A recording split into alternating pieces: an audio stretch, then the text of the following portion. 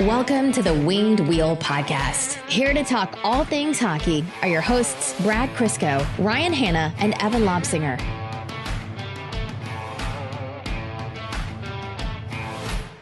You know we're back for hockey season when we've done a lot of exciting things to improve the studio. For those who watch on YouTube, you'll notice we have some cool different equipment. We did some sound treatment in here, so hopefully it sounds a little bit better.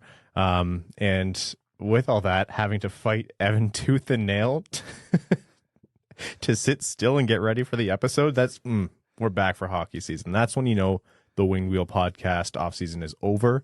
We are back to 2 episodes a week when Evan is firmly in Evan mode. I had a non-sponsored caffeinated beverage right before this. Oh, you're bouncing off the walls. Who knows what's going to happen? That's the duality of Evan. Is he going to be too tired and just complain about how tired he is the whole time? Or is he going to have a caffeine and basically just punch a hole through every wall in my house? No, my caffeine will kick in after this, after hockey. And when I go to bed at 11:30 this evening. Brad? Today I will be playing the role of Evan as half dead. We don't need 2 Evans. No, he's got the energy. He can be me. I'll keep the balance.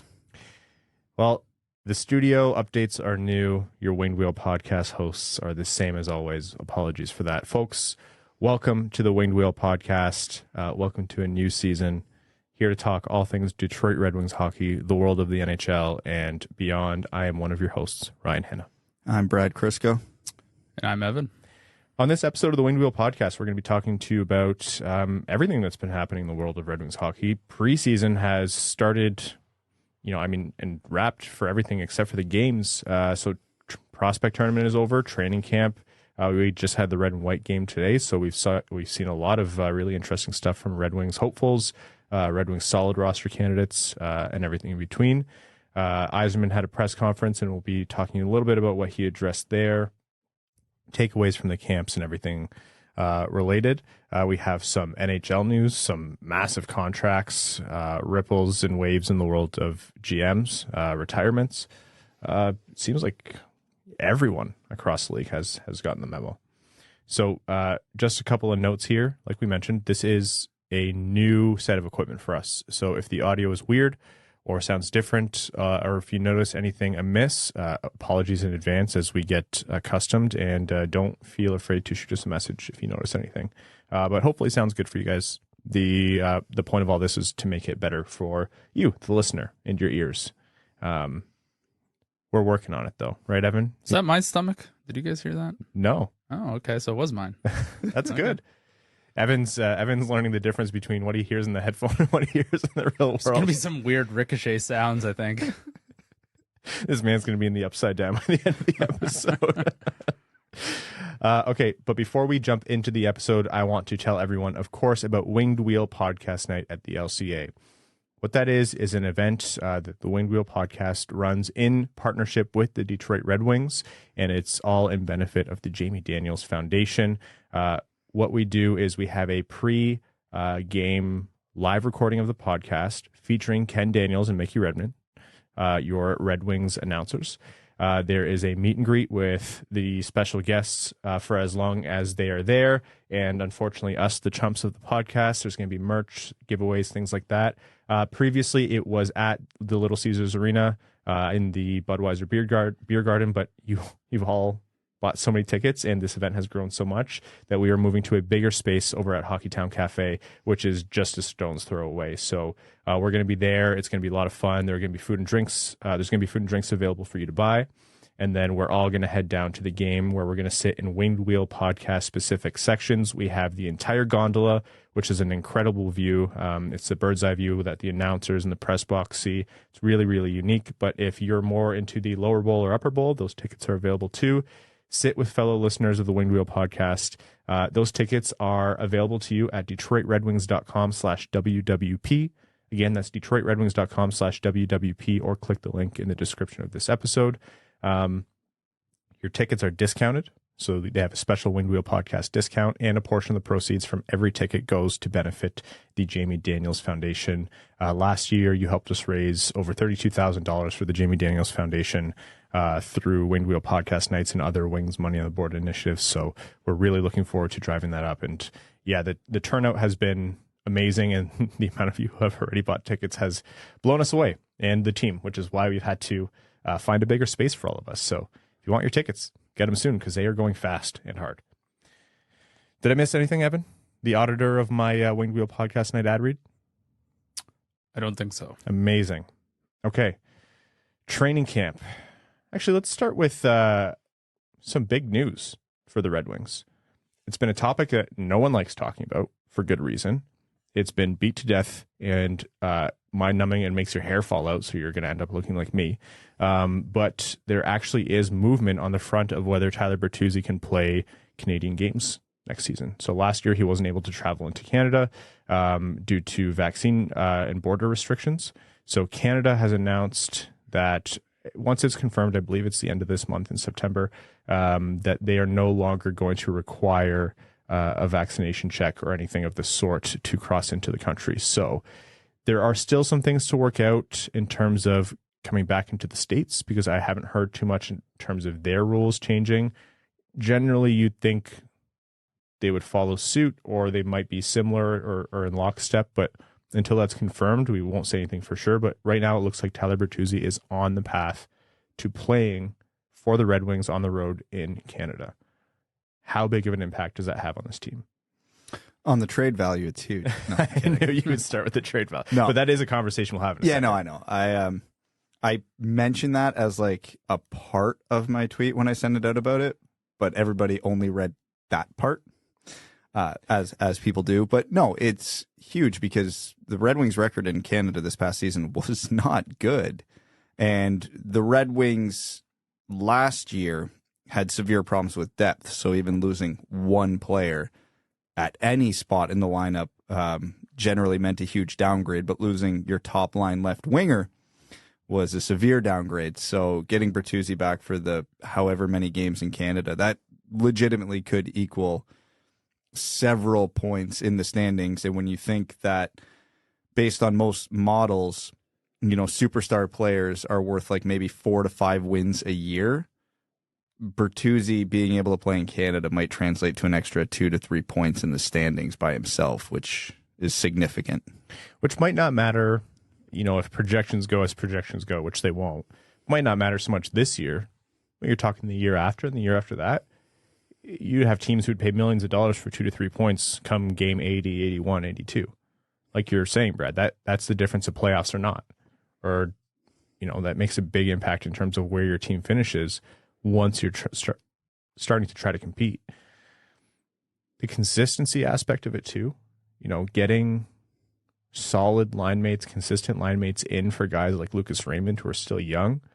And if that Larkin, Bertuzzi, Raymond line is what the first line rolls as this year and it sticks, then, you know, you want to keep that for as long as possible. Mind you, this is a different Red Wings roster. It's not like the one last year when Bertuzzi went away, half the team's scoring went away, depending on the game. But still, you don't want a guy missing for that much of the year. That has a big impact. Let's address the elephant in the room, though.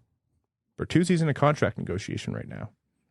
Bertuzzi has not had easy contract negotiations yet with the Red Wings, especially the last two have been notably difficult. And there's a lot of questions about whether or not he is going to stay with this team long term. And that could be because does the team want to sign him long term with his injury history? Does he want to stay long term based on, you know, how tight Steve Yzerman runs the cap?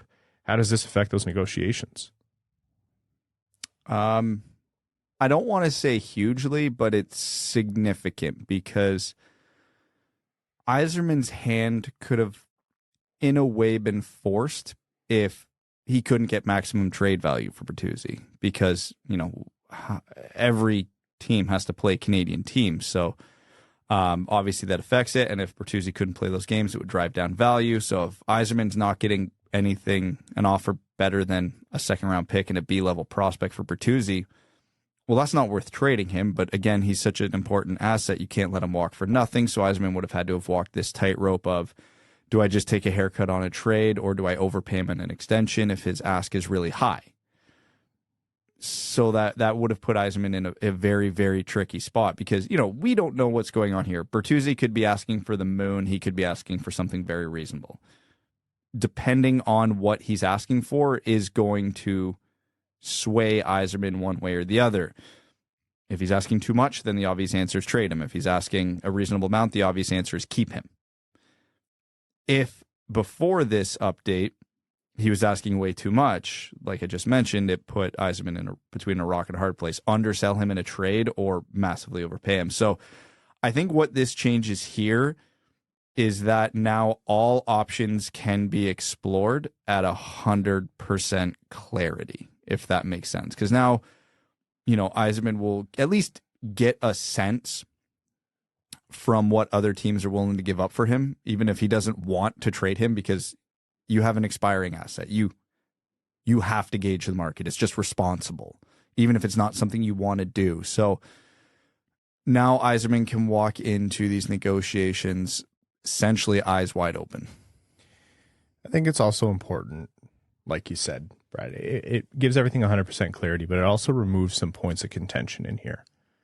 That's tough, right? Like the decision Bertuzzi made, and this isn't commentary on the decision, but that is a pretty significant one. He was one of the only ones in the team to be unvaccinated last year, which caused him to not be able to play, or in the league to be unvaccinated last year, which caused him to not be able to play in Canada. And there's no saying how that was received within the organization, but at the end of the day, that was a guy who couldn't play those games. And so if that was coming up as a factor or a point in negotiations, contract negotiations, which have already been emotional and tough and not straightforward with Bertuzzi and the Red Wings, that's a big point of friction. So you have to be happy as a Red Wings fan that is hopefully now out of the way, depending on the way that U.S. border restrictions go. Still, though, what if the situation was Bertuzzi was asking for a lot, and now he's thinking, well, I can play all those Canadian games, and his ask goes up, right? His demand, or his willingness to kind of take a little bit off the top to fit into Yzerman's cap structure. And this is all conjecture. You don't know what either Bertuzzi and his agent are saying in the room, nor Yzerman or anyone else on the Red Wings who's repping the team are saying there. But I agree. It's more clear now. There's less mud.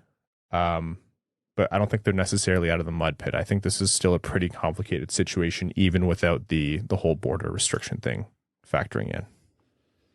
Yeah, completely. And there's going to be, when you look to trade him too, there was probably teams are saying, well, we probably could play Toronto in the first round. It's like, okay, so we'd be getting an asset that can't play potentially 3 playoff games. Or we play Edmonton in the first round, or we play Calgary in the first round. It's not just the Canadian teams. There's all the perimeter teams that are affected by it too. So now that that's sort of cleared up, it opens up a lot more suitors for trade. But like you guys mentioned as well, it also affects the dollar amount in his contract negotiation. I would hazard a guess and say the calls that Yzerman probably was already getting about Bertuzzi, those are going to pick up between now and December. And if this will be really complicated, if we're at this point in December, there's still no contract. But if there's no contract in December, man, the first couple months of the new year are going to be hectic. If you're Steve Yzerman's phone in the office or a cell phone, I think teams are going to be calling about Bertuzzi off the hook. The only thing I can see limiting that, and I mean, he's missed a little bit of time here in camp. He missed the red and white game today, is his back injury. So if his health is an issue, then that's a complication that kind of drags everything back down into the realm of uncertainty. But I think every option is wide open. I think you're right, Brad. It's going to make things interesting. So unfortunately for Red Wings fans, it doesn't move the needle firmly in one direction or the other. It just makes things a little bit more wide open. It removes one complication so we can focus on the 3 or 4 other severe complications. Yeah, exactly. Okay, so that was the update. It came later in the game than I thought it would. I really thought we'd get an update on the border sooner, but still before the season, so Red Wings fans can somewhat breathe a sigh of relief. Training camp, Steve Yzerman did a press conference where, he answered everything in Steve Yzerman fashion. At one point, Max had a couple really good questions in a row where he almost cornered him into giving people useful information, and Yzerman actually started to chuckle when he noticed that, which was funny. So a couple things that Yzerman talked about that I want to address is the questions about where Sebastian Cossa is going to play next year. There's no commitment from the team yet. They haven't said, Cossa is going to play in the AHL, or we're going to send him to the ECHL or back to the W even. But what Yzerman did say is it's a priority for them that Cossa gets a lot of reps. They want him playing somewhere where he's going to be the starting goalie quite a bit. They want him playing somewhere where he's not going to rot on the bench or, scratched up in the press box as a potential third goalie or whatever it might be. They want him to continue to develop and work on his game. As an addition to that, his really strong performance in the prospect tournament, they did say that they worked a lot in between his last games and now on his technique and staying more calm in net. And what have we talked about on this podcast? What he needs to work on, his technique, being there before the puck and staying calm in net. So, putting 2 and 2 together, we all saw that and we kind of assumed, but Yzerman confirmed, they did a lot of work with him in that limited period of time to just try to get those fundamentals in and work with that talent and athleticism. So it's nice to see the cause and effect there. But what do you make of what Yzerman said of what they want for Cossa, and how does that make you change or stay your predictions about where he'll play? I don't think it changes anything. I think we all could have gleaned that, any situation where Cossa goes in and plays 10 games this year is a bad situation for Cossa. Yeah. Whether that's, Detroit, Grand Rapids, or Toledo. Doesn't matter. If he's playing 10 games, it's bad for his development. I think it, much like we talked about with Bertuzzi, it at least does clarify some things. Like, it's eliminating an option. So I think we can pretty safely assume he wouldn't be the starter in Grand Rapids unless something dramatic happens with one of the many other goalies who are the likely starters in Grand Rapids. So, who are Victor Brattstrom, who's pretty well proven in terms of what he can do at that level, and Jussi Okanora, who is a proven professional as well. Like, those aren't guys who are trying to find their game and compete there. They've established themselves as pros who can hang in the AHL. Yeah, so I think we're down to 2 reasonable options and a third wildcard option. The 2 likely options here are Toledo and Edmonton of the WHL. I think those are probably the 2 they're going to look longest and hardest at. The question will be, are those leagues enough of a challenge for him? Because, Cossa put up a 914 last year in the WHL, and everybody generally agrees he was pretty bad last year by his standards and still put up a 914. So how much challenge could junior hockey give him right now? The ECHL is kind of a tough one to gauge because not many goalies have come out of the ECHL to have long, successful careers as starters. The wildcard option, send him to Europe. Whoa. I don't think it's a strong likelihood, but if they can't come to a good understanding of what his North American options are, maybe send him to a pro league in Europe that's desperate for a goalie. Put the umlaut over the O. Send him to the SHL. Yeah. I don't think that's very likely, but given the weird spot he's in his development right now, I don't think it can entirely be ruled out. But I do think it's ultimately going to come down to Toledo or Edmonton. I think you're right. Like, who knows? He can come in and maybe what they work on in camp is all really low-hanging fruit, and it really brings his game up to a level where he can come in and reasonably get 30 games in the AHL. I don't know. I don't consider that likely. I would think that Toledo would be better for him than the Dub. I think the WHL is tough for one reason. He's further removed from their system and their development.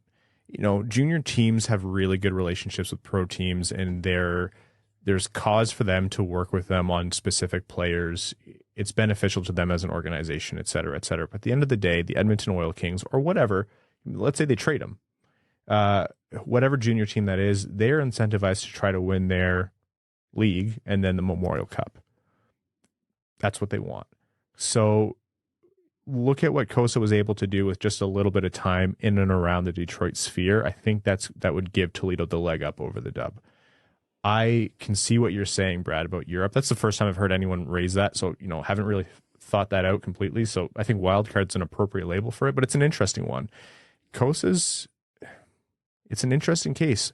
Even if he continues to have a really strong preseason, whatever it might be, that still isn't indicative that he has completely fixed everything he needs to work on, or he's, still a trillion miles away. It's a nuanced prospect, and the kind of draft stock they put into a goaltender, it's not really heard of in the modern era for the Red Wings. So I don't think anything will be a perfect solution right off the bat, and you can't even call it a bad solution either. It's a big wait and see part. You can always move a goalie in the AHL too, right? Like if he plays well enough to get a decent share of games in the AHL, you move one of the goalies. Like it's not an impossible task. Like no, if he's ready for that, then that's where he should be, regardless of what the depth chart looks like. You move on from someone else, because at the end of the day, he is one of the critical pieces in the turnaround for the Detroit Red Wings. And if that's where he needs to be, that's where he needs to be, because I don't see a whole lot of juice that can be squeezed out of going back to Edmonton. I was trying to think of goalies that have gone back to their junior team and have really exploded. Like, we all know the CHL is not a great place for goalies. They usually just get lit up all the time, and they don't really make professional strides until they're out of the CHL. So I don't think that would be great for him. Europe, is a very interesting thing, but taking a 19, 20-year-old away from home who's only played in North America, that might be a bit of a personal, like a big life change for someone. I think he could probably handle it, judging by the confidence that he has in himself. But honestly, if the team thinks he's ready to play in the HL, you put him there and you worry about the other problems later. Yeah, the CHL is essentially just the J drill for 60 minutes. How many 8-goal games are there in the CHL every year? It's mind-boggling. It's insane. It's worth noting, too, that the powerhouse Edmonton Oil Kings that he's played for the last couple of years will not be a powerhouse anymore. They have lost a lot of their top players just to aging out or to NHL or AHL teams. So you also got to factor that in, because Evan's talking about, not great for goalies. They get lit up. That might fit the bill very clearly in Edmonton. They could always trade his rights, but I know it's a small thing, but I keep coming back to it. His new gear's red, and he's got cat eye in his helmet. He's going to play for the Sioux. Yeah. Like, that's why goalies hate breaking in new gear, generally speaking. So I doubt he would be wasting all of this valuable time on gear that he's not going to be able to use. For all you Brad haters, this is what he brings to the podcast. This is the irreplaceable stuff. Because when Brad brought that up to me, I went, "Oh, that's a phenomenal point. I never once would have thought of that." So that, like, have you seen inflation lately? They can't afford another pair of goalie gear. It costs a fortune. I don't even want to think of what that's done to goalie pads. For any parents of kids who want to be goalies, my condolences. Yeah. Husso wears True, Ned wears Vaughn. He couldn't, and Cossa wears Bauer. They couldn't even get a 2-for-1 deal. But yeah, the cat eye is, you can't use it in the CHL. Yeah, it's illegal in Canada. So it looks like he's playing pro. We'll see how it goes. Speaking of guys and where they're going to land, obviously Yzerman was asked about Edvinsson, and he said a lot of the same things. I thought how highly he spoke of his game was really interesting. He probably gave him a better shake at making the team than a lot of people, probably myself included, would have after seeing his prospect tournament performance. And it's worth noting, he was good at the prospect tournament. He just didn't dominate. And so I have to take a big old pill of my own medicine here when I said don't compare Edvinsson to the Seider path. We watched Seider dominate everyone around him at every level, including today, by the way. He looked fantastic in the red and white game. I think the guy just won a Calder, so I shouldn't be surprised. But yeah, Yzerman said, he's got a lot to work on, but he still looked good, and he'll have an opportunity to win to win a spot at a camp. So what he's looking for Edvinsson is, real, tangible, genuine minutes that he can sink his teeth into and grow with. So he wants him playing in a top 6 role. He doesn't want him as a 7th D man or up in the press box. This is essentially just an analog to Cossa. But yeah, it seems like Edvinsson has a chance here to either get lucky with injuries above him, or, I mean, I think it was him who hit Hag today with a puck in the red and white game. So that, I mean, kind of a morbid way of earning your spot on the team. But he has a chance to win a roster spot, but we know the priority is for him to play a lot of games. Yeah, and, again, strictly speaking on talent, he's easily a top 6 defenseman in the organization right now. Like, hands down, no questions about it. But unfortunately, the position of defense, as you would know, it isn't limited to just that. Again, it's one of those things, much like the conversation with Cossa. For me, the biggest thing with Edvinsson is going to be reps. I don't want him in Detroit if he's playing 11 minutes a night. He needs to adapt. He needs to figure out the North American game. He needs to figure out how to play at North American pace. We know the things he can do. He's not going to surprise anybody coming over here with his puck skills or his poise or any of that. We know that. It's how is he going to do it at a different level, different rink, different speed. And the prospect tournament is not a good gauge of that either. He's still the most talented player on the ice. So, of course, he's going to look better than everybody around him. So if his options are the number 6-7 guy in Detroit, play 75% of the games, 10 to 12 minutes a night, I'd rather him be in Grand Rapids, playing 22 minutes a night, first power play, penalty kill, whatever you want. I feel like even if he is the 6th, 7th guy, I feel like his talent would make him break down the door. Like, I don't know how long a guy with that skill set can sit on the 6th, 7th spot with other guys less talented above him getting more minutes. It'd be so hard that'd be a very tough ask of your new head coach. Yeah. to sort of bury him like that. I think I agree with Evan. Not that I disagree with you, Brad. 22 minutes a night in Grand Rapids, I think, in a vacuum, outstanding spot for Edvinsson, can only do wonders for his development. But I think if he is eased into a Red Wings role as a 6th defenseman, or, bottom pair, and he gets 11 minutes a night for, let's say, the first third of the season, this is very obviously a guy who is a human being and not a freak of nature like Moritz Seider. Needs some time to get warmed up and has a couple of warts in his game that he needs to fine-tune before he can really break into the NHL ranks. But the talent is there now. So I could see that working for him in a way where it's almost sheltering him from like the barrage and trial by fire that is coming to the NHL as a young man like he is, especially a young defenseman. And then once he gets his legs under him, and by way of injury or by way of, the Red Wings still have a lot of roster filler on defense, yeah, maybe he works his way up. I still think, Brad, you're right. I think the most preferable scenario objectively for his development is probably Grand Rapids, and that's a pretty safe bet. But I don't see it as detrimental if he forces the issue and the Red Wings have to carry him as a 6th defenseman and they can only squeeze 11 or 13 minutes of time for him a night. What does that matter if by February he's playing 15, 16, 17 minutes in a top 4 role? So now this is where the context of the actual Red Wings defense becomes very relevant. Is Simon Edvinsson going to play with Mo Seider this year? I think we can pretty confidently say no.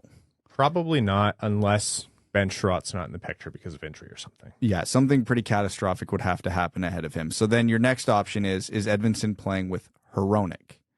And as much as I like both of those players, that pairing might be a defensive disaster. They're going to get lit up in the game notes. That's not what Edvinsson needs for his rookie year. So basically what would have to happen in order for Edvinsson to get significant minutes is that Mata-Hronek pair is pretty underwhelming, and the Edvinsson, whoever he's paired with that night, pair is outperforming expectations. That it's not that they jumble the pairs up, it's just that they just start giving that pair more ice time, and then Hronek and Mata are playing way less ice time, which could happen. Or, Mata is seen as a really stabilizing force, can flip to the right side comfortably maybe with Detroit, and then you stick him with Edvinsson. And Hronek is either moved down or, again, this guy's still a trade candidate. Or maybe Mata's so solid they can stick him with Seider, and then Chiarot can play with Edvinsson. Yeah, there's options, but ultimately what this boils down to is Hronek will have to massively disappoint. Yeah. Something would have to either go wrong or trade for Hronek. Yeah. Not counting injuries, which are always possible. Yeah. Like Mata goes down and then all options are on the table. It still has to be said, though, Edvinsson has to force the issue. I'm holding off all judgment until I see a preseason game with him involved and him playing a decent chunk of minutes. Yeah. Because until then, I think all options are on the table, with still Grand Rapids being the most likely for all things we've previously discussed. But he's got the talent to force the team's hand and give him a roster spot. He's got the talent to do it. So until I see him in I'll say his first meaningful pro game, it's a wait and see for me. Two other important notes here. First of all, Yzerman gave Filip Zadina a big vote of confidence. Got the question about him, and he flat out said, like, he had a conversation with Zadina and told him that he thinks he's doing a lot of the little things, especially right, to be on his way to be a very good NHLer. I knew, Brad, you'd love this. He's doing a lot of the little things right to be a very good NHLer, and they're not so concerned about the production because they know it'll come if he keeps focusing on just continuing to improve in those ways. He mentioned that, like, they're past, where he was drafted and the expectations and everything like that, and now it's just focusing on continuing to improve his game. And he felt like he was doing a lot of that already last year, and he was well on his way to being a really good pro. So that to me was, I don't know, that was really nice to see. It's not going to be anything groundbreaking. Everyone's kind of been talking about that there were games that Zadina had that were pretty rough, especially when he got really down in the dumps. I think his game kind of broke down a bit. But, when he was with Verona, or especially early on in the season, or before things really spiked downwards, he was doing a lot of things right. It was either the finishing ability was letting him down, or bad luck, or a combination of the two. But it seems like that vote of confidence that follows the contract that they gave him, obviously, is there, and they have high expectations for him, and they're looking for him to take that big next step. So it was nice to see. Well, a couple things. First, it's nice that Steve Yzerman listens and has been listening to the Winged Wheel podcast for an entire year. Yeah. The Red Wings would be in a lot worse place if that was the case. No, yeah. And, it's easy to sit back and say, well, Yzerman's just saying that because what else is he going to say, right? But it's interesting that he was specific about that. Like, the production will come because he's playing well. And working, he made a note about his work ethic, which is valuable to him. And, not that we're generally the ones who are ahead of the curve, but we were banging that drum all year. We're like, guys, he's not playing bad. He's just not finishing. So it's good to know Yzerman backs that up. But the telling part here is, and we talked about this when the contract was signed, we thought it was weird that this ended in a 3-year contract. Yeah. Because this seemed like, if I were Filip Zadina, I would have much preferred a shorter term contract to, get that production, to get a bigger raise sooner. Whereas the only way I could see a 3-year deal at that dollar amount is if Yzerman pushed it. Because Yzerman saw the value he could get out of this contract if and when Zadina starts to produce. Like, Zadina is good value right now for exactly what he is as a player right now. And if the production comes, this could be one of the better contracts in the league. So I don't think these are hollow words from Yzerman just trying to pump up a player who underproduced last year. I think he legitimately believes that Zadina had a good year and just the production wasn't there. Now, a little bit of confidence, some better line mates. I mean, we saw what Zadina did with Verona again today. Yeah. The formula is there. It just has to happen now. And if there's any guy who needs his GM to come out and say exactly what he said, it's Filip Zadina. Because that guy gets down in the dumps on himself very quickly. So to hear those words leave Steve Yzerman's mouth in a public setting on the record is only going to do wonders for him. For those who haven't played, hockey is an extremely mental sport. Like, it's not just goalies. I was, believe it or not, I was a guy who was very much affected by the mental of the game. I knew if I went out there and I screwed up, that shocks literally no one. Yeah, I know. If I went out there and, I choked on defense and a goal went in because of me, and then, coach had a bad day, or it was just a bad coaching staff, or maybe I was a shit player, I don't know.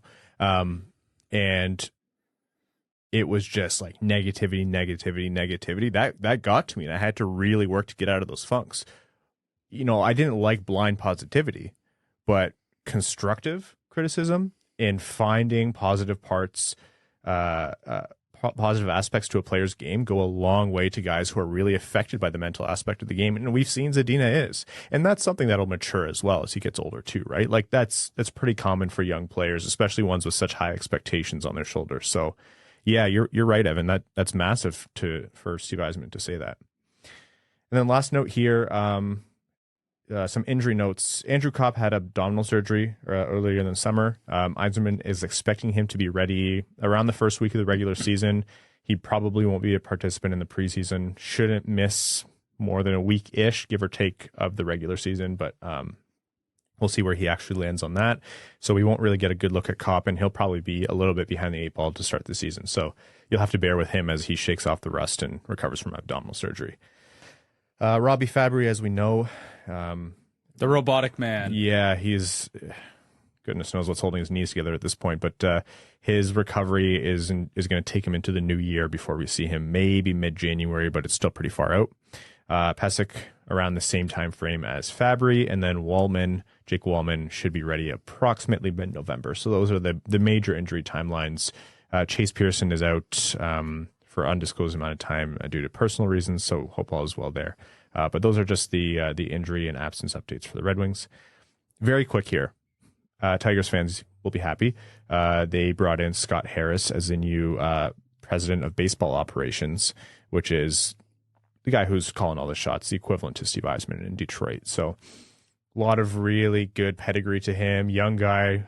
So we'll see how it goes. It's a pretty, not out there hire, but there's a lot of expectations on someone who's, in his mid-30s. I say young in that context, but for you, Brad, you're ancient. No, it's very young. Thank you. Yeah, Brad, we had to pull Brad out of the ground. We had to exhume Brad for this episode of the podcast. I mean, after playing my first real hockey game in like 4 months, I feel like I'm 80 years old today. And Chris Illich released that Steve Yzerman was part of the search and the eventual hire of Scott Harris. So, Detroit runs strong, man. Like it sounds like a Detroit, I tweeted this. It sounds like a Detroit sports fan wrote this as fanfic, then I'm all for it. There is a lot to it. What's the mentality of being a general manager?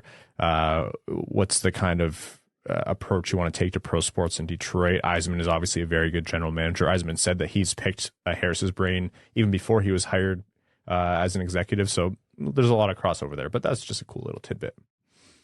All right, before we get into training camp, I want to let everyone know that this episode of the Winged Wheel podcast is proudly brought to you by NordVPN. Are you missing out on a game or your favorite show because it's not available in your region? Let me introduce NordVPN. Using NordVPN in a click of a button, you can watch and browse as if you're elsewhere in the world, making sure you never miss a game and can watch whatever content you'd like. No need to travel across the continent or oceans for your favorite team when NordVPN brings it right to you. With over 5,000 server options, no game or show is out of your reach. Using the link nordvpn.com/wingedwheel, you can receive a huge discount on NordVPN's cybersecurity 2-year plan, plus 4 free months. We all have to binge, but privacy is a big deal too. NordVPN keeps your information encrypted so you never have to worry about your IP or location getting out. They've also doubled down on keeping you safe with their new threat protection feature. Say goodbye to intrusive website ads and malware. Even if you download an infected file, threat protection kicks in and deletes it before it makes a mess of your computer. Don't forget, there's no risk to you with their 30-day money-back guarantee. Give it a try, and if you like it, great. If you don't, they'll issue a refund, and you can pretend the whole thing never happened. Check out our special link, nordvpn.com/wingedwheel, to get your subscription started today. All right, training camp. The big boys. The pro club. We knew Elmer Soderblom, or Soderblom. There's a note on that in a second. I can't believe we're still talking about this, but there's some name pronunciation updates to come in a little bit. We've heard him say his own name before. Yep. And I have solid intel that he'll take Soderblom or Soderblom. And which one can I say the most North American way? Ask which he prefers. He actually said Soderblom. So it's kind of like why are you saying it weird? Yeah, you said it kind of like an in-between. That's what it is. Are it's you kind at of IKEA right now and you're trying to be Swedish? Maybe. Say it full Swedish. No, I will not be doing that. I think I did on the Patreon last one. You did, yeah. But you're very good at it. and I won't do that. But it is kind of a halfway between. So if you say Soderblom or Soderblom, like anywhere in that range, but apparently he prefers that in between. My God, man. I know. I'm passing it on. Soderblom. No. Also, Bednash prefers Bednar. This whole time prefers Bednar. I know. That was my face too. We go out of our way to get it right. Yeah. This is why I don't bother. Yeah. I wait and wait and wait. They are now forever Elmer and Jan. Or is it Jan? At this point, we'll have to double check. But no, Elmer Soderblom was a force in the prospect tournament. And man, that clip from the first day of training camp, I think it was, where he used his body and his puck skills and his absolute dominant puck protection and everything in between to make Lindstrom and was it Warad? Yeah, essentially look like me and Evan out there. He's very deceptive for someone who's the size of 2 fridges stacked on top of each other. I know we've beat it to death and the guy hasn't played one NHL game, but man, yeah, he is so nimble and effective for a dude he's a colossus. He's a freak of nature. Unicorn is the only way you can describe him that even comes remotely close to talking about the kind of player he is for his size. But watching him go out there against pros, granted, it's Lindstrom's not the world's best defenseman, but still an NHLer, and Warad is, an AHL level guy, really at best. But still, for him to come into camp and do that, I think Soderblom is destined for Grand Rapids, but I think he's destined for Grand Rapids in a way where they're going to be very, very excited to have him all year, and I think he's going to make a lot of noise over there. Another really kind of interesting immediate training camp standout is Ben Chiarot. Apparently went in there and, this is a very competitive Red Wings roster, so I'd say on balance of the training camps across the league, the Red Wings are going to have one of the more competitive, rough ones.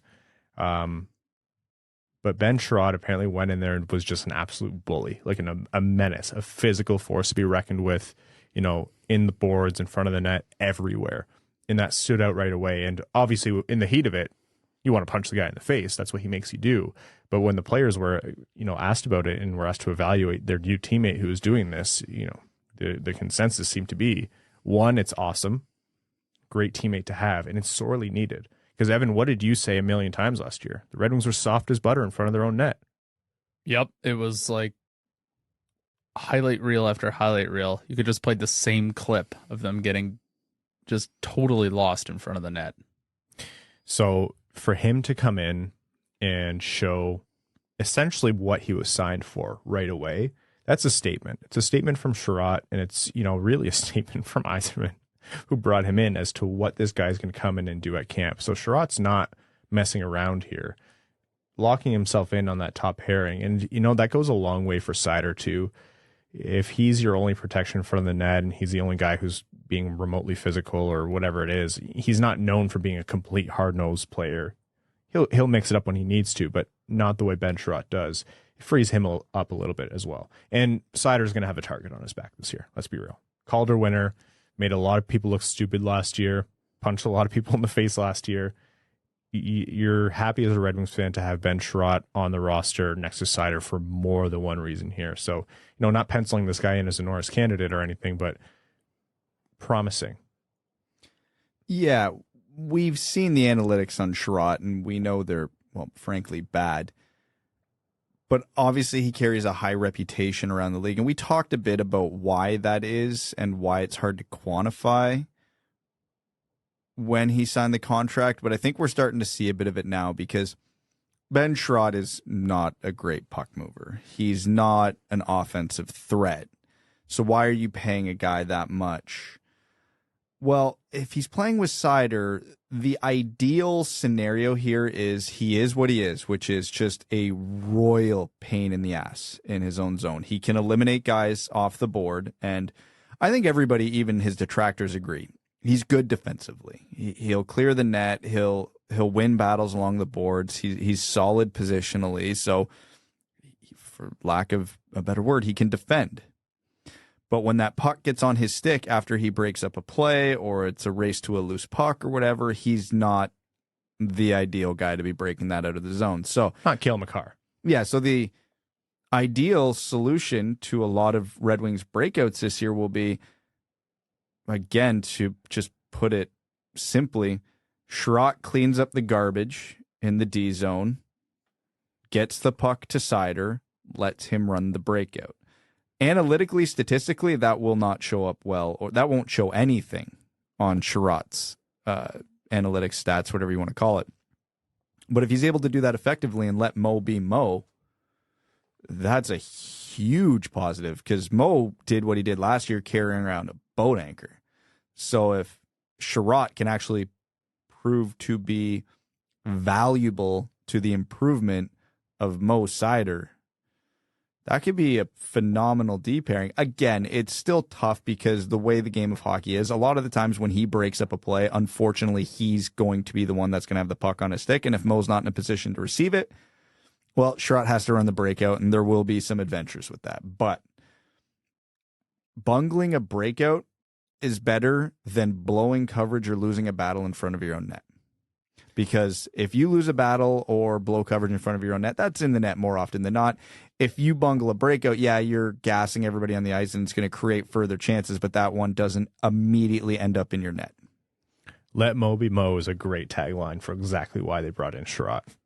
It's big, like, let Mo cook energy. Some other notes. There was that one drill, obviously, that was going around, and it was Raymond against Larkin, that basically one-on-one drill. And I thought this was awesome and the epitome of who the Red Wings are right now. Raymond up against Larkin. Raymond essentially out-hustling Larkin, outworking him. It was a tough battle, and Raymond, took the puck from him, outworked him, and had a clear chance for the goalie on a 1-on-0 and finished. Amazing display by Raymond. This is a guy who obviously was working on that part of his game all season and in the offseason. And for Larkin, he was frustrated. He was visibly pissed off after. That's the captain of the team. And that's a guy who was Raymond's line mate for all of last year. This is a team where everyone is pushing each other to be better as a team. So I thought that was awesome. Just like as an overall vibe, to know that even though it's training camp and it's day one or whatever it was, Larkin is still fired up and pissed, and Raymond is already displaying why he was, in the Calder conversation last year. What I took from that story is Larkin lost puck battle to Tiny Child and threw temper tantrum, not captain material. Brad. Should have signed that contract before he stepped on the ice that day, because the dollars just went down. Brad, there will be people who cannot understand nuance, and you sowed what is going to come to you now. No, I saw replies to some of these tweets where people were legitimately criticizing Larkin, so I am just parodying them to point out the idiocy. The Red Wings are going to run with 4 alternate captains this year. That's interesting. 2 at home, 2 on the road. I think that makes sense. New coach wants to know the team. It's really a new team. You want to see how it settles in. You don't really want to boil it down and make those selections too early, right? Yeah, well, we go from last year where the Red Wings basically had 1, maybe 2 actual alternate assistant, whatever you want to call it, captains, candidates, to now having 4. And me thinks some of the new guys are immediately getting letters, because there were not 4 holdovers from last year who would be getting letters this year. Chiarot, Perron, not holdovers, yeah, but yeah. Oh, you mean new guys as in the new signings? Yeah, so yeah. Chiarot, Perron. I think they'd be in the running. Copp's probably in the running, because the only holdovers from the Wings last year that I think would probably get a serious look at a letter this year would be Seider and Bertuzzi. And Bertuzzi, I think, unfair as it is to him, I think his contract situation's going to play into that, because they're not going to give an A to a guy if they're pretty confident he's not coming back. So that is super, super interesting to me. Seider has to get one eventually, right? Even if it's not right now. Honestly, of everybody on this team, Seider's should be like assistant captain number 1, if you want to label it. Like, this is Larkin's team, and then behind Larkin, this is Mo's team. Yeah. And then it's everybody else.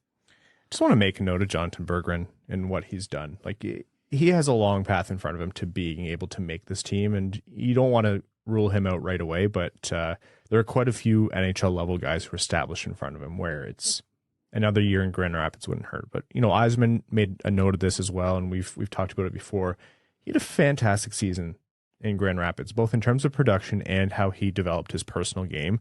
So I think it's good to see him have a good showing in training camp and in the preseason. So I hope he continues to do that, and I hope he makes the conversation interesting, and I wouldn't be surprised if he does. It's not just Soderblom who's going to make it interesting for Detroit. I think Berggren's in there, and people are kind of, us included, forgetting about that a little bit.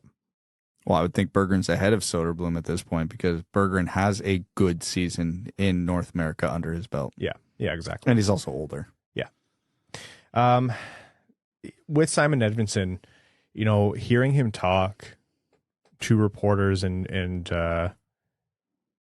asked about his game, he's been really honest about his game. He's been the first to criticize himself, but not in a way where it's not productive. Like, he knows where the flaws are in his game, and he knows where he has to get better. What have you said, Brad, quite a bit? Simon Edvinsson sometimes looks like he's just kind of floating out there, and sometimes he looks like he's tuned to 120. And you need him to have a more measured approach to the game and have a little bit better risk assessment. That's kind of exactly what he said about his own game. He knows that he can't take any shift off or even appear to be at the NHL level. Otherwise, he's going to get burned. So it's a very mature approach, and especially for a guy who's a year younger than Seider, at this point in his career. I don't know. It was refreshing to see. Yeah, it's always good when most hockey players are self-aware, but it's good when you can be that self-aware at that age. And Michael Rasmussen, I think we might still see Michael Rasmussen play some center this year. Please God, no. It looks like, so Derek Lalonde acknowledged Rasmussen has better production on the wing, but I think they're kind of trying all things out. They did things like move Raymond down on another line to give Zadina a look with Larkin, and they had a lot of different line configurations. Nothing at training camp should be taken as an indication of what's actually going to happen in the season. But you did see Rasmussen center some lines. I wouldn't be surprised to see them try that out again with some different configurations. And hey, if Copp is out for any extended period of time, even into the season, that might be option one for them. The Red Wings, when fully healthy, have 4 centers who are clearly better at center than Michael Rasmussen. Now, the Copp wrinkle does mean that someone who shouldn't be a center for the Detroit Red Wings is going to have to be a center for the Detroit Red Wings, and Rasmussen, probably rightly so, should be at the top of the next man up list. The proof is in the pudding. We've seen it. He's not an NHL center, but he is a good NHL winger. It was pretty clear this past season, unless he's dramatically changed something with his game. I think, a stronger version of Michael Rasmussen, which is, you wouldn't really have to guess too crazy to understand that that's probably what he worked on over the offseason, might make some strides in terms of how he can play center. But yeah, I have to agree. You saw what he did in the second half of the season playing wing. Unless you absolutely need to move him to the middle, keep him there. He's not just an okay or a sufficient NHL winger. I think he's a good bottom 6 NHL winger. I think he can make a big impact in his game. It seems to be improving on that front. That's when we saw movement and steps in Michael Rasmussen's game. All of that said, I will concede, Derek Lalonde is new to this team. This team is new to this team with all the different players who are mixed in. You have to try everything. Yes, I am advocating for the patented Blashill blunder for lines, but that's kind of what you have to do when you don't know the team's chemistry and how people will land on this roster playing with each other, etc. So if for a little bit you try Michael Rasmussen out at center just to see, you can't fault anyone for that. I think you have to. I just hope that we don't get into a trying to force the issue part of it again, because I think we've seen enough from Michael Rasmussen to know, unless he proves everyone wrong, and it's certainly possible, unless he proves everyone wrong and he comes out this year and is an absolute force at center, I'll concede, I'll have egg on my face, and I'll be the first to admit it. But from what we've seen so far, this is a guy who thrives at wing, and you actually unlock the most from his game if he's playing with a half decent center on the wing. Michael Rasmussen's biggest problem as a center has nothing to do with his tools or strength. He doesn't process the game mentally well enough to be able to handle everything a center is responsible for. That's my issue with it. I don't care how fast or strong he is. Look at Ryan O'Reilly. The guy skates through mud, and he's one of the best centers in the league because he can outthink everybody around him. Rasmussen has never shown that. Even in junior, he didn't show that. He just got by because he was bigger, stronger, and more skilled than everybody around him. So I think simplifying the game for him on wing is what unlocked him, because we've known this whole time what he's good at, and we know he improved his skating. So every way Michael Rasmussen was succeeding in the second half of the season didn't surprise anybody. He wasn't breaking out any new skills. He wasn't showing anything new that he learned or developed. He was just allowed to focus on less things, and it worked phenomenally for him. Some other notes in terms of injuries. We didn't see Sundqvist out day to day. We didn't see Veleno today because of it was essentially a maintenance day. He had a lower body thing, according to Max Bultman. Said he probably could have played, but they wanted to be cautious. The only one that I think is worth noting here is Tyler Bertuzzi is apparently dealing with a flare-up. That's all it's been called. And I essentially just want every other NHL GM to ignore that. Don't pay attention to it. It's nothing. But for a guy who had back surgery a season or so ago, you want to ignore, or you want to not see the words flare-up or re-aggravated or anything else like that as much as possible, because that is concerning for the long-term aspect of his career. So, and Red Wings fans don't need to be told that with how Henrik Zetterberg retired. So hopefully it's nothing, and hopefully it's just a lot of precaution. But that is one that I am keeping a close eye on with Bertuzzi. Not that I have any personal knowledge of it, but back injuries suck. A lot. Folks, you are listening to the proud new owner of a herniated disc. Not new. I've newly diagnosed. I've been dealing with it for 2 months. New to you. New to me. Yeah, that's right. New news to me. I have to actually ask you what that's like, because a couple times, anyways, I've had some very mundane movements have some very unnatural pain recently. So Is it constant? No. You're fine. Oh, sweet. Ah, perfect. Yeah. Back to what you were not doing. Yeah, that's exactly right. And then in terms of overall structure, I mean, we've talked about Derek Lalonde. If anyone is telling you that this is going to be the greatest coach in the world, or the opposite end of the spectrum, the worst coach in the world based on a few days at training camp, they are liars, and they're extrapolating from absolutely nothing. There's no way to tell how Derek Lalonde is going to do from the training camp. But what I will say is it's been really refreshing to hear Derek Lalonde talk in interviews. Yzerman's not kidding. This guy connects with people really well, and that's not just players. It's the press. It's the fans. It's everyone.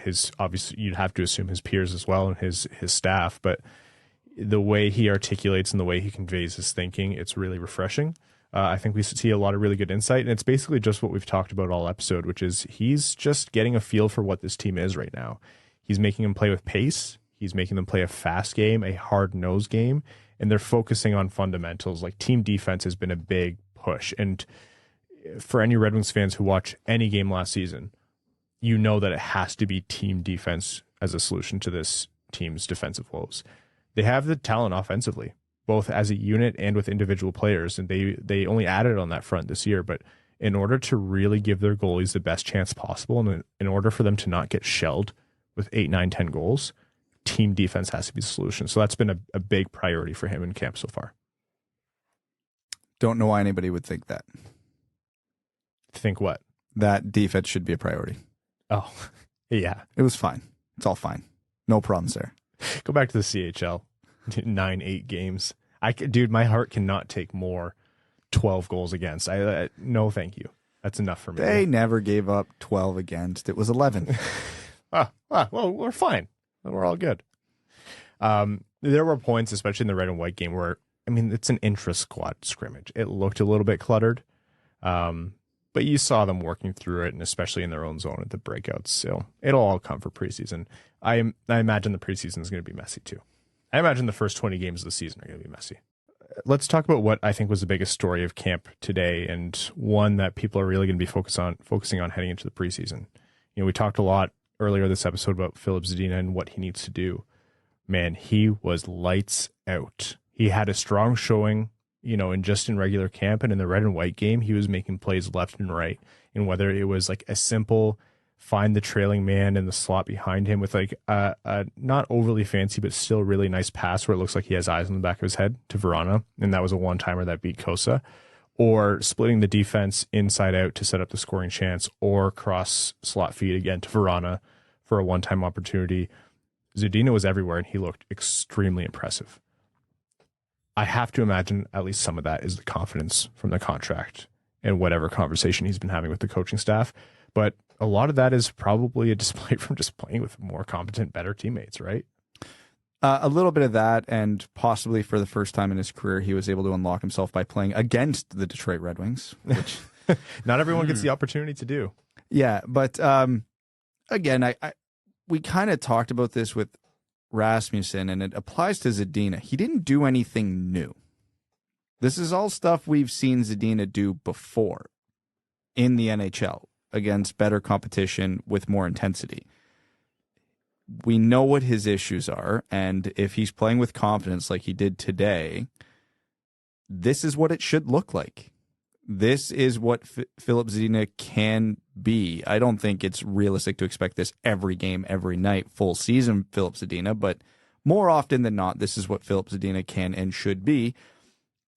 And part of that might just be a continuation of the obvious chemistry we've seen him have with Jacob Vrana. So, we were talking about line combinations and like how Copp, Perron, Vrana should obviously be the second line, but then we also said, well, what about the Zadina factor? And this could be that. This could open up options. So, no definitive answers from one scrimmage, especially against your own team where guys aren't trying to kill each other. But yeah, this is the best Filip Zadina we've seen. So let's hope it translates to more consistency. I also think it's going to go a long way into winning him a spot with better line mates. I don't really know what that looks like so far. Like, there are still injuries, and there are still like, who's going to actually make this team? Is Berggren going to impress so much? Like, I think he has been impressive so far, where he's going to crack the lineup. There's so many questions, so you can't definitively say. But if they can find a way to get Zadina in with Vrana, or even let's get crazy with it, Larkin, like, Lalonde might not be married to the Bertuzzi, Larkin, Raymond line, right? So if he's showing this now, this could snowball for him in a really, really big way. It might be worth asking, and I'm super proud of us for not using this as an excuse for a lot of things this summer and being respectful human beings, but I'm going to ask it now because I think it might be relevant. Is this Filip Zadina away from Jeff Blashill? Look, We've heard the rumors they didn't have a great relationship, and we've heard the rumors that Zadina walked around on eggshells, afraid to make mistakes with Blashill. Is this Lalonde just freeing him up and giving him a fresh start? And Zadina realizing, hey, I don't have the same problems I did before. We didn't talk about it for the obvious reasons, because the conversation was almost pointless, because there's no way of knowing until you see what happens in the next year. But yeah, I mean, what did we talk about earlier? Like, Zadina's very obviously a player who's affected by the mental aspect of the game. And if that was coming from a sense of mistrust or not gelling with the coaching staff, then yeah. But I don't think that's crazy, and I don't think that's an inappropriate conversation to have. And some people might say, well, that's just as much on Zadina. And yeah, sure, maybe. But in general, in hockey, if you have a player worth keeping, you move on from the coach first. They didn't get rid of Jeff Blashill because of Filip Zadina, so don't extrapolate that. It was a complicated issue. But I think you're right to bring it up, Brad. Like, this might be Zadina. This is that, quote unquote, fresh start that people talk about with players, where it could serve them really well. And frankly, it needs to be this way for Zadina, because if it's known that he didn't exactly get along with Jeff Blashill really well, and then Steve Yzerman went out and brought in a coach who notoriously connects with players really well, then the end result has to be a better version of Zadina. Otherwise, the next step for the team is to move on from him. So I think that's a great point, and I think it's something that if you see a leveled up Zadina, that's probably a massive factor, uncomfortable though it may be. All right, the preseason's to come, so there will be more to draw from that. But for now, let's jump into the rest of the NHL, and let's jump into a storyline that was pretty big in the world of, what's Toronto. And so they think they're the center of the hockey universe, but it did make waves across the NHL. And that's Kyle Dubas was not offered a contract extension coming into the last year of his deal as GM of the Toronto Maple Leafs. So Brendan Shanahan told him as much. And Kyle Dubas' future with the Leafs is going to hinge on the performance of Toronto this season. Pretty big. Yeah. On one hand, it makes a lot of sense because, you're in a pressure-packed market like Toronto, any Canadian team, really. He's got nothing to show for what he's built in the past 4 to 5 years. And I'm not going to sit here and dump on Kyle Dubas. I actually really like the way he's approached this from a team-building perspective, and he's acquired a ton of top-end talent. Some of it, luck, some of it not. And he's managed the cap well, and the team just hasn't performed in the biggest moments because how many Game 7s have they lost under them, and how does that narrative change if they win even one of those, right?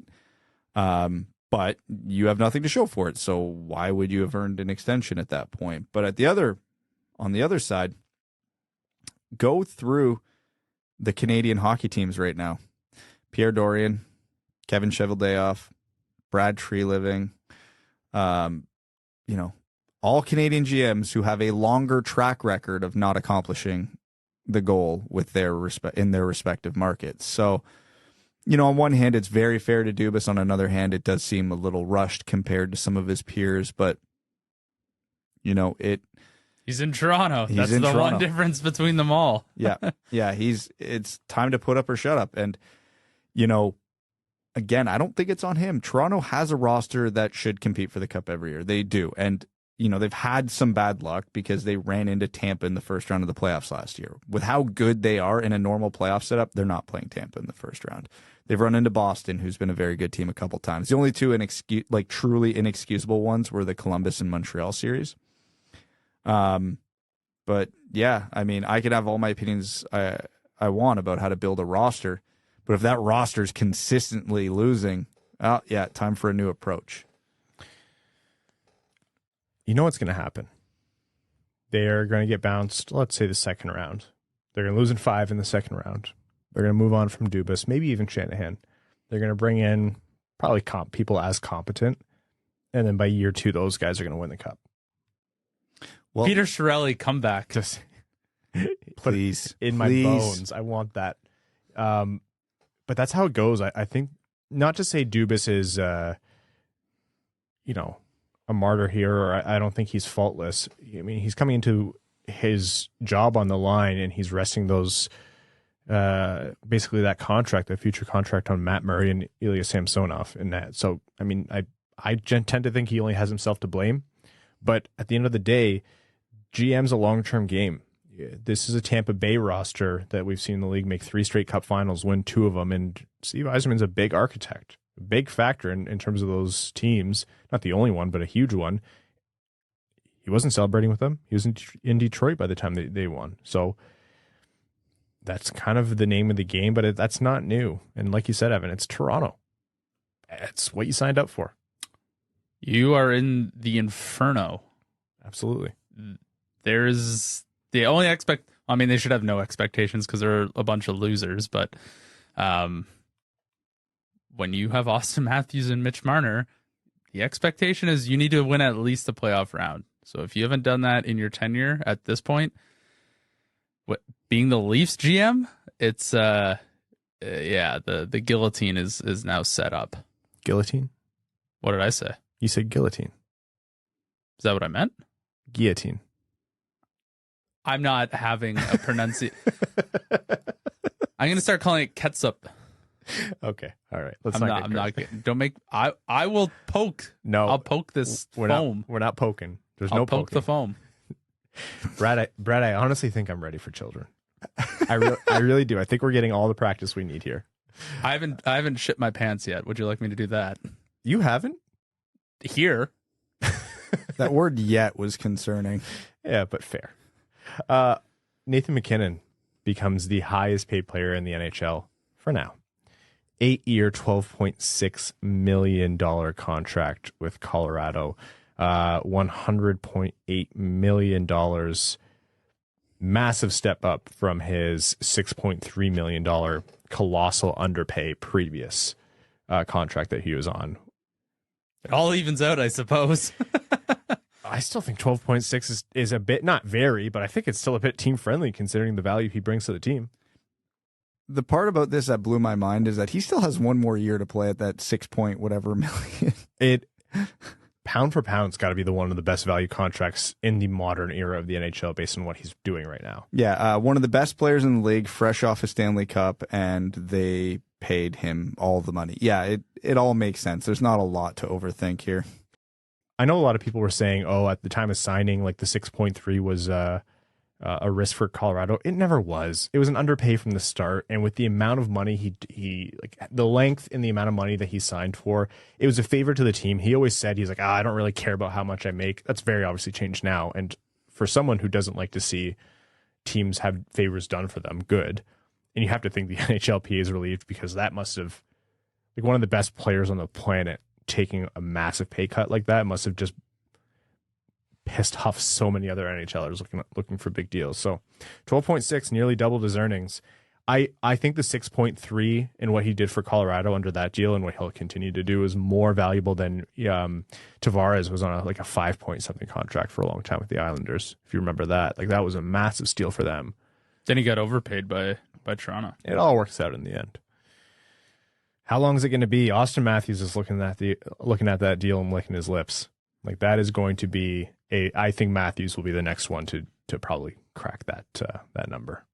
Oh, Matthews with a couple more years under his belt, he's getting 14, 15 easy. He'll be asking.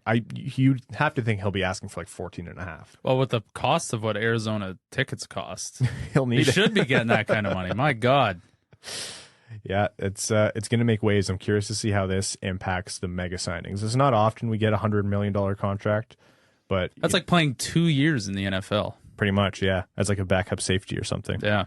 The economics across the leagues are hysterical. Okay. So we have Dubas, we have MacKinnon, some big retirements. PK Subban and Zdeno Chara have both retired. I will not accept this Keith Yandel erasure. I was going to say there were some other minor ones with Keith Yandel, but I guess not so minor. He played a long time. The NHL's all-time Iron Man. Yeah. Put some respect on his name. Just kidding. He's been terrible for years now. Anyways, nobody's surprised by Chara.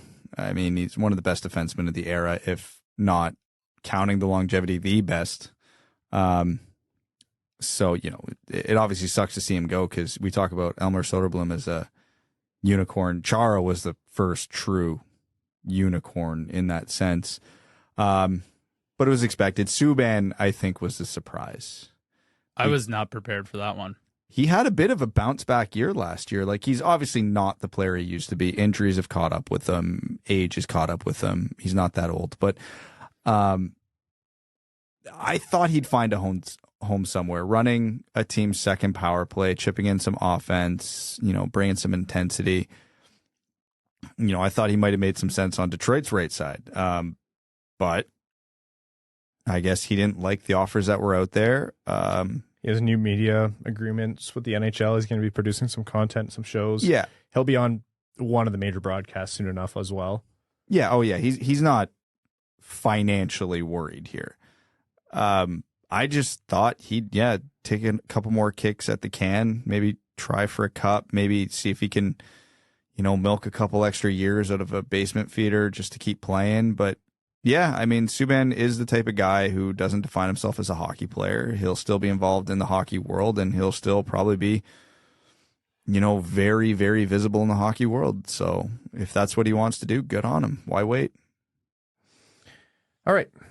Let's jump into the overtime segment. Overtime on the Winged Wheel Podcast is brought to you by our Patreon supporters, patreon.com/wingedwheelpodcast. If you want to join the Dub Club, what you get from that is access to the Patreon exclusive overtime. So yes, we have some overtime questions we take on the main show, but we take every question asked and answer them on a Patreon exclusive episode that's recorded right after this. They're a lot of fun, a little bit more loose. We let Evan swear. You also have access to the Winged Wheel Podcast Discord, which is always a blast, a little bit wild in there. And any bonus content we put out. So over the off season, once a week, we put out some kind of Patreon exclusive episode. Generally, there's still more of that to come. There's a lot of different benefits, and most importantly, it helps us keep the show going, make improvements to the show, as you might be able to see. And actually, right now, we're giving away preseason tickets. So we just gave away tickets to the Chicago game. There are going to be tickets being given away for future games. Another benefit is we're giving away 2 tickets to every single Red Wings game this season, and most of those games are allocated exclusively for patrons. Plus, any ones that are open for, Twitter giveaways or whatever it is, patrons can double dip. They're automatically entered, and they can enter on Twitter. So a lot of benefits, and it really, really means the world to us when our patrons support us. So patreon.com/wingedwheelpodcast. Let's take a question here from Poyo. Says, hey boys, what boxes need to be checked for a prospect to have a good training camp, so to speak, and make the opening night roster? Also, have you ever thought about attending training camp? Yeah, that was actually our plan this year. Scheduling got in the way, but hopefully as things are planned out further in advance in a post-COVID NHL, we will be attending. So yes, apologies we couldn't be there this time, but in future you should see coverage from us. So what makes a good training camp to make the opening night roster? In training camp, it's honestly not a lot. Just make sure your effort level and your conditioning is at least good compared to the guys who have been there, done that. You're competing in every drill. You're not giving up. I don't think the talent factor really comes in until you start getting in game action, because it's, you can be the fastest skater in the world, the best puck handler in the world, but if you have no hockey IQ, it doesn't matter, right? You're going to look great in practice and awful in games. And other guys, it's the inverse. I always like using the Ryan O'Reilly. Every drill, he's going to look exceptionally slow, but then you get him in a game setting, and it's night and day. So from a training camp, I think that's where you're looking at all the intangibles, and then game settings is where you're looking for the tangibles. Yeah, I have to agree. I think preseason is where it's made. That's where Raymond really earned his spot, honestly. It starts with training camp, but yeah, preseason. Wildcat Dallas Drake says, I never played beyond pond hockey with friends, so no one taught me anything about how to actually play. I've heard you mention the top hand on a stick being the dominant hand. Heard on another show that some places teach it differently, although they stated that the top hand should be the dominant hand as well. It seems to me like there should be a right and a wrong way. Is there a varied technique in the NHL?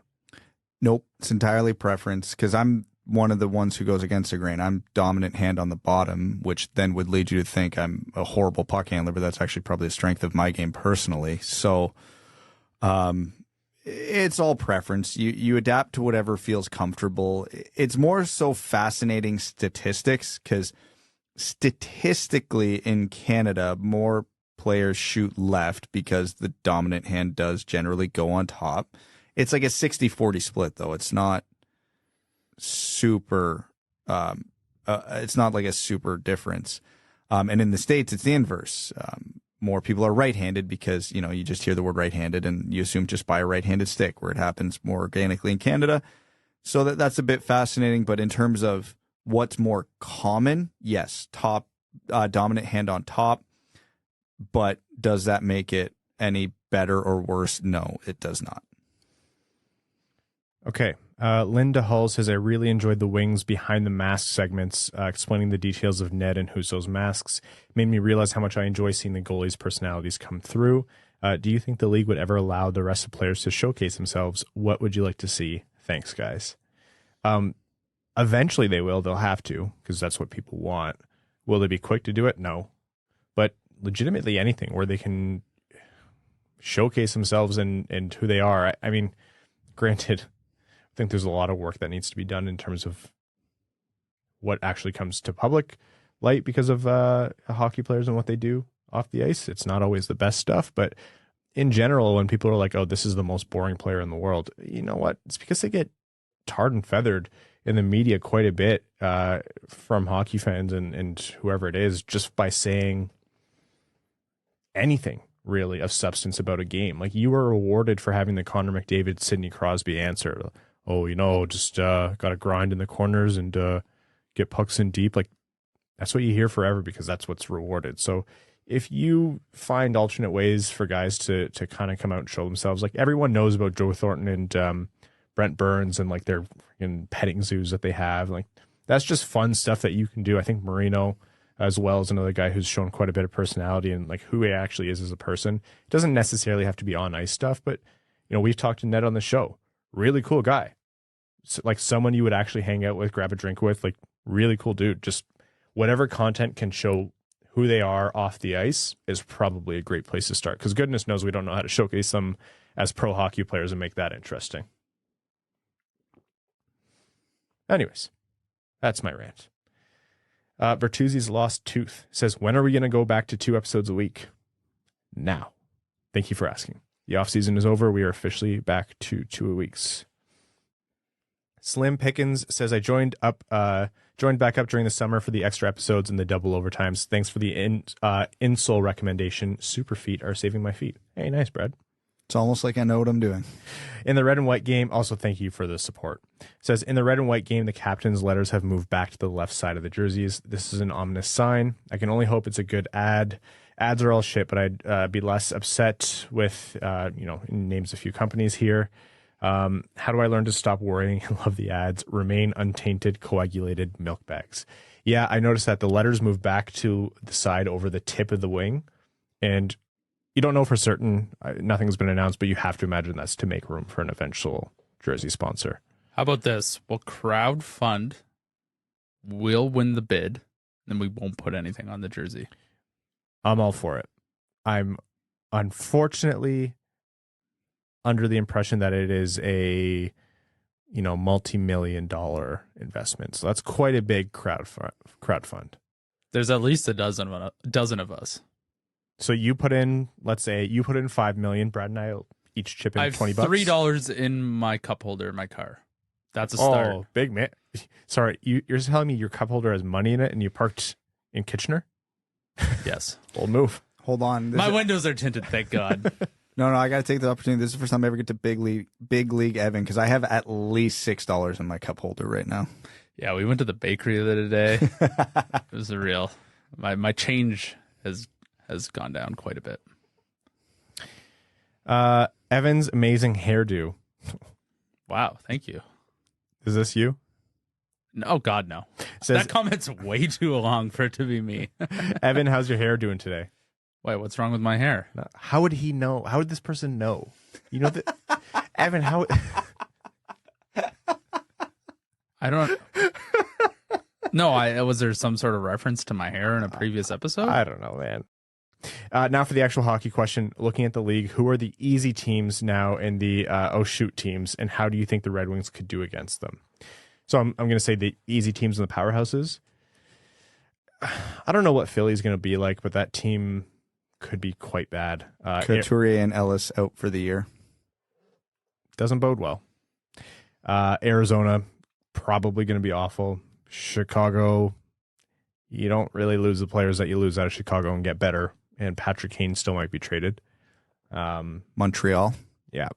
And the powerhouses, I don't think are terribly different than last year. Until something changes, it looks like it's going to be exactly the same. Colorado, Tampa Bay, Edmonton, maybe. Calgary, probably. Florida's the most primed to take a step back. We'll see how they do. I'm sure Toronto's going to be a beast in the regular season again like they were last year. Even if they get bad goaltending. They got bad goaltending last year, and they were very good. So, could be a lot of different things. Yeah. Okay. Michigan Strong on Reddit, we had time for a Reddit question or two here, says, do you think they'll announce the leadership group prior to the start of the regular season, or do we have to just wait and see opening night? Gotta assume we'll get a pretty strong hint, at least during preseason. Yeah. It might not be until like right before the first game. But yeah, in general, I think we'll know at some point close enough. And then background Junket 35 says, who are you looking forward to seeing? They said training camp, but let's say preseason games the most. Just to answer some questions, Edvinsson. That's a good one. I'm going to give two players here, Berggren and Zadina. I want to see how much noise Berggren can make. And I want to see, I'm fully ready for the Zadina redemption tour, so I want to see how he does in game situations as well. Elmer, since I'm not saying his last name anymore. That's fair. Okay, folks, that's training camp. There's going to be a lot of movement in terms of Red Wings roster, how preseason games go. So it is a good time for us to come back to 2 episodes a week. We will be doing so. You'll have a midweek episode this week, of course. And we're also going to start our divisional previews. So we're going to cover each division. We're going to do a Red Wings season preview. We are geared up, ready for the hockey season. So if you haven't already and you're interested, patreon.com/wingedwheelpodcast to support the show. I'd like to thank all of our listeners, sponsors of this episode of the Winged Wheel Podcast, NordVPN. Anyone who's tuned into the show, new and old, welcome, or thank you for coming back. Not sure why you do. And of course, our name level supporters on Patreon. Arjun Shanker, Yves Bartels on behalf of the Sarah Grand Foundation, Aikfer, the Stay Fresh Cheese Bag, Nick Perks, Terry Driver of the number 69, Crying Ryan Hannes Banana Slamma Jamathong, Matthew M. Rice, Ben Hurd, Brandon M., Carl Brutina Nanaluski, Chimmy, Chris Ball, new name level sponsor. Welcome, and thank you so much. Chris P., Citizen High Five, Connor Scovey, Coyote Season Tickets in Tempe, Craig Kibble, Derek Enstam, DJ Denton, Give Blood, Fight Probert, Hassam Al-Qassem, I tried so hard and got so far, but in the end, it doesn't even, as there's a drive into deep left field by Castellanos, Jay Gollum, Jacob Turner, Kalen Wood, Kevin James, King Tone, Kyle Hashman, Marcus, Matt McKay, Nedeljkovic, goalie number 1, Nicholas Fritz, R.A., Ryan Hanna, Ryan Hubbard, Scott Martin, the podcasting couch, Zachary Rogers, General Andy Bohan of the Cheesebag Army, Sam Bankson, Antonio Gracias, Babe Landeskog is a Stanley Cup champion, Ben Barron, Brian Vasha, Connor Leighton, Darren Fick, Dave W., Evan's Amazing Hairdo, Filip Zadina's Nuts. That was, I'm never prepared for that one. Griffey Boy, In a Vacuum, It's Fine, and I'm Evan. In the UK, it's Ryan Anna, In it, bruv. James Laporte, Jeremiah Tobo, JM Rhapsody, John Evans, Josh Yelton, Kevin McCracken, Quaz, Linda Hull. Thank you for joining the name level sponsors. Logan Burgos, welcome to the name level sponsors. Matt S., Maximilian, Melissa Erickson, Papa Woody, Puck Norris, Reed, Ryan Hanna, Ryan Hanna's good doppelganger, Thick Rick. Thank you all so very much. We'll see you midweek. Welcome back. Thanks for tuning in to the Winged Wheel Podcast. Be sure to check out wingedwheelpodcast.com, where you can subscribe to the show on iTunes, Spotify, or wherever you get your podcasts. You'll also find links to other ways to support the show, such as Patreon, official podcast apparel, and more. And don't forget to follow the show on Twitter at Winged Wheel Pod. And of course, the hosts at Brad Crisco, at Ryan Hanna WWP, and at Hockeytown Evan.